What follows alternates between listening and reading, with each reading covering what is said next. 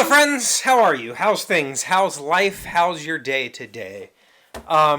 This week is Gen Con in Indianapolis, Indiana. If you're not aware, Gen Con is the largest tabletop and board gaming convention in North America.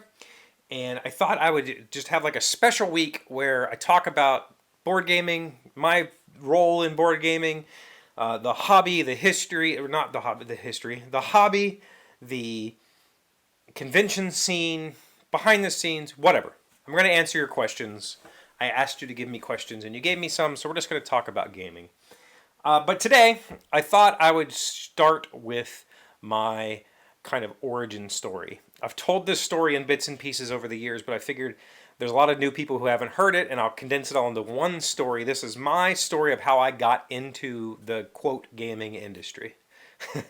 So, 1996, that's how I got started.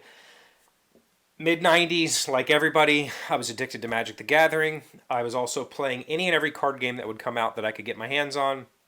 And I found out that there was going to be an X-Files card game, or there was an X-Files card game.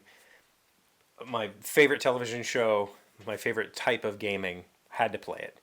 My local game store didn't want to buy it because he had bought, like, we had tried all of the card games, and there were dozens and dozens of card games. And so he had, like, half and three-quarter empty boxes of all kinds of card games that he wasn't selling. He was tired of doing it. So I decided to, I was going to go find this game somewhere. And I learned of this small convention in Pittsburgh that they were going to have some X-Files events.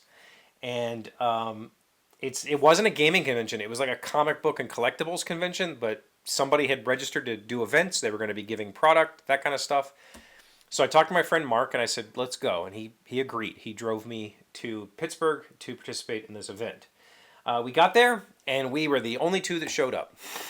A man shows up, tall, lanky guy, introduces himself as Dave. He was kind of the product line manager at United States Playing Cards for the X-Files game.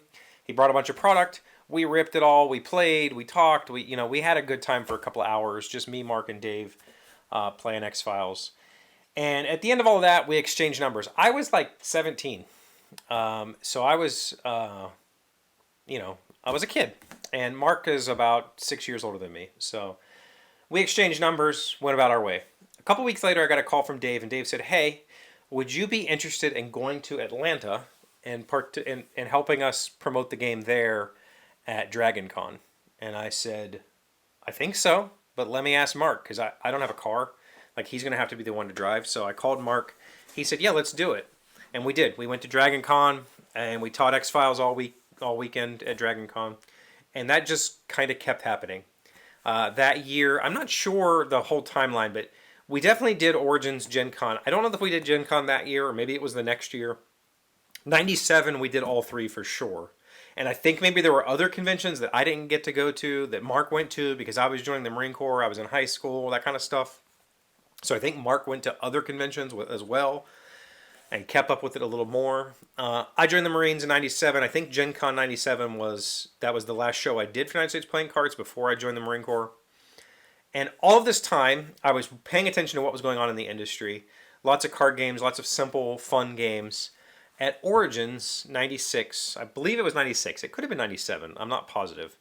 We were directly across the aisle from a little tiny booth with a man sitting there with just like printer, like black and white printed cards. I was directly across the aisle from him the whole time as I'm demoing. I'm watching him try to get people to play these games. And that person was James Ernest. And James Ernest started Cheap Ass Games. So Cheap Ass Games, James Ernest. I watched him promote and try to sell these games. Had a kind of a slow show, and then he showed up to Open Gaming Saturday night, and everybody started playing his games. And by the next morning, he was sold out of everything. And I was watching this, and I was like, I could make those games. They're very simple games. They're very fun to play. I could do that. And I did. So that was the start of me designing games, as well as me being a participant in this industry. I designed a game. Everybody at that time was playing. Everybody at USPC and a lot of card gamers were playing a game called Lunch Money. It was a very simple multiplayer, like draw a card, play a card. You're basically attacking other players. If they don't have a defense card, they take damage. go until the last person standing kind of thing. I wanted to play that, but it was usually just me and Mark playing games together, and so I tried to make a two-player version of that game. I did make a two-player version of that game, and we played it a lot. We played it a lot. Like, it got a lot of play, and it was a very simple little game. And that was the start of me designing games. So over the next bunch of years, I was in the Marine Corps. I'd come back, I'd do a show, help out, whatever. As soon as I got out of the Marines, summer of 2001, I went straight to Cincinnati because they had formed like a whole little publishing arm, under United States Playing Cards, called Journeyman Press. They had a game called Zombies, huge game. Everybody liked Zombies. Age of Empires, the card game, Scooby-Doo, the card game. They were like working on a whole bunch of products, and they kind of had like a board meeting. Basically, it was all coming to an end. It was kind of, they had blown through the budget and not much had happened. The United States Playing Cards is, multi-million-dollar, like, global organization, and they're looking at this little tiny arm that's not making much, and they're, why are we doing this? So they had to have like this final pitch meeting. I went and stayed for like a week or two and kind of helped work on some of these games. I designed a couple of things, but ultimately it kind of came to a close. So after, I think 2001, I did like Toy Fair and Chicago Toy Fair. I did Gen Con and Origins. I did all of the shows, and I'm thinking it was like that was it. And then maybe 2002 it was over, or maybe 2002 is when it all ended. I'm not sure, but it all came to a close. And so from there until 2014, I was not kind of like participating in the hobby. I was still going, or participating in the industry. I was still going to all the shows. I would go to Origins at least one day of Origins because it's only like a 4-hour drive. I was going to Gen Con and staying with friends. I had friends who were big card gamers, so they would go play card games. I would just tour the hall and play all the games. And I was designing during that time. So like 2008, I was on a trip with my family, and I had this idea I wanted to custom stamp coins. So I thought I could like melt aluminum and custom make coins. That ended up turning into a card game that used homemade coins. That card game I called Doubloons. In 2012, that game was published as Scallywags from Gamewright. And so that was my first and only professionally published game. I've had some independent, or I should say, like, I've produced stuff independently besides that. But that was my first, like, kind of hit as a game designer. And then I kept doing my own, like, small print run publications of things for years and years and years. But during all of that, I was going to all the shows. I was going to proto spiels. I was traveling for being a game designer. And I made a whole bunch of friends. And through that whole bunch of friends, I found this little company that was coming to America for the first time. They had this super cute asymmetric card game that just sounded like the perfect blend of board gaming and card gaming to me, and I had to try it, and they were looking for helpers. And I reached out and said, hey, I am here and willing to help. I've done this before for other companies in the past.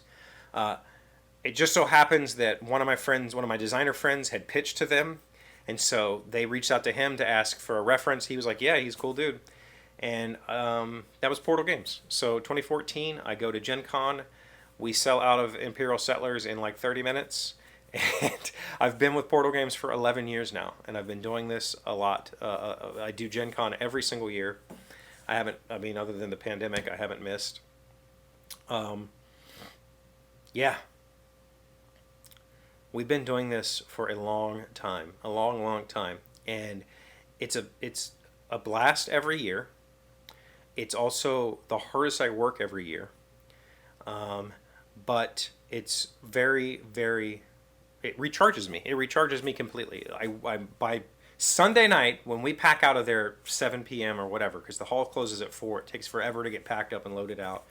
I'm dead to the world, but I'm also feeling the highest I've felt in a long time.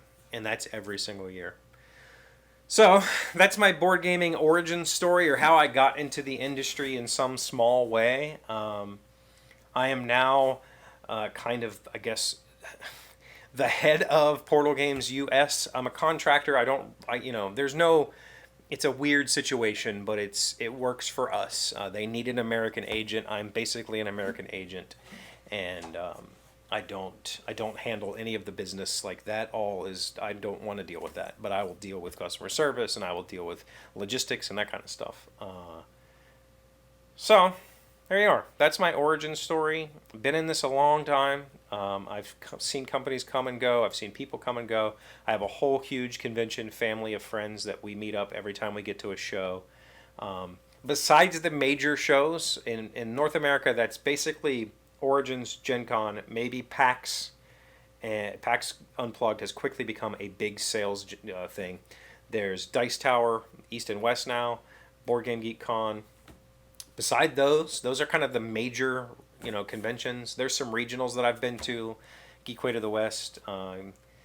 There are also a lot of vendors like shows that aren't open to the public. They're I forget the name for it right this minute, but they're shows where distributors have open houses. They host us as publishers, or publishers pay to go there. Actually, they host retailers to come and meet with us, and we show them upcoming products and that kind of stuff. I've done a lot of travel for Portal Games over the years to all of these various shows, and I have a lot of experience in that realm, and I love it. I love doing all of that. So there you go. That's my origin story. Hopefully that'll set the stage for the rest of the week when I answer these questions, so maybe I'm not talking off the top of my head, but generally I am. So thank you for watching this video. If you liked it, please give it a thumbs up. If you got questions, put it in the comments and I will answer them. I read all the comments. And please subscribe. We're still growing and I very much appreciate that. I'll see you again tomorrow. Today's 1000 plus little things happy, successful people do differently. We are learning 20 things to start doing in your relationships. Number 11, always be loyal. When it comes to relationships, remaining faithful is never an option, but a priority. Loyalty is everything.